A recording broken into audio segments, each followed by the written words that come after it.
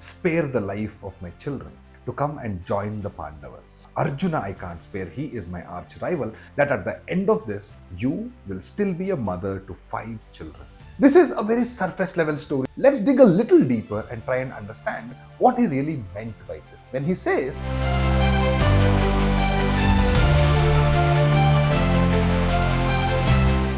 welcome to Mahabharata Dialogues. My name is Abhilash and you are listening to a series on Karna. Krishna has just left Karna with a wound so deep that he will be constantly thinking of his brothers when he fights. But Krishna is not done. He asks Kunti, the mother of both the Pandavas as well as Karna, to make one last blow. So, the next night, as Krishna has departed, Kunti now approaches Karna. And here she asks him for something. She says, I have heard you are such a great Dani, O Karna.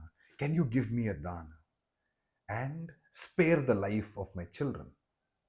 Of course, this comes a little later because she also tries to do what Krishna does, which is to show maternal love and ask Karna to come and join the Pandavas. When Karna refuses and in fact is venomous and angry at Kunti for having abandoned him even as a newborn, Kunti changes tactics and now turns it into something else. She says, I have always had 5 children, but if you, the strongest of them, eldest of them, the best of them, decides to kill them, there is no way they can be saved, and I will end up having only you as one last son left. To which Karna says, I give you this boon, mother, because no one has walked away from Karna empty-handed. I promise you that I will not kill Yudhishthira, Bhima, Nakula, or Sahadeva. Arjuna I can't spare, he is my arch rival, and I promise you this, that at the end of this, you will still be a mother to 5 children. A bit rich coming from Karna, because he imagines here that nobody else except him will be able to conquer, defeat, or kill the Pandavas. Now, this is a very surface level story that is usually told, and most people don't think beyond what he said.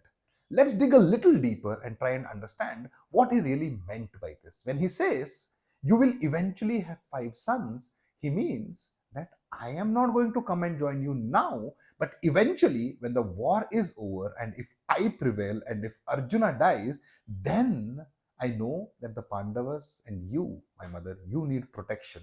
And that is when I come. What he also means by that is that he will no longer be a co-victor with Duryodhana.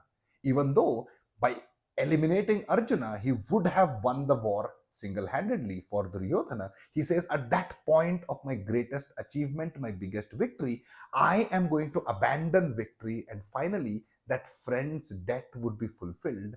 And then, and only then, will you have me return back into the fold. I will be your son at that point when you need me the most. Because now you've got Krishna and you need no one else. Arjuna will prevail, but if he does not, then I will take his place. But here's another question that one might ask. What does this boon really signify? The idea that I will be a Dani and give whatever anyone asks, come what may, this seems to stem a little bit from ego. And what has also happened here is that in promising his mother that he will not kill the remaining Pandavas, what Karna has done successfully, or rather unsuccessfully, is that he has handed the war on the platter to the Pandavas.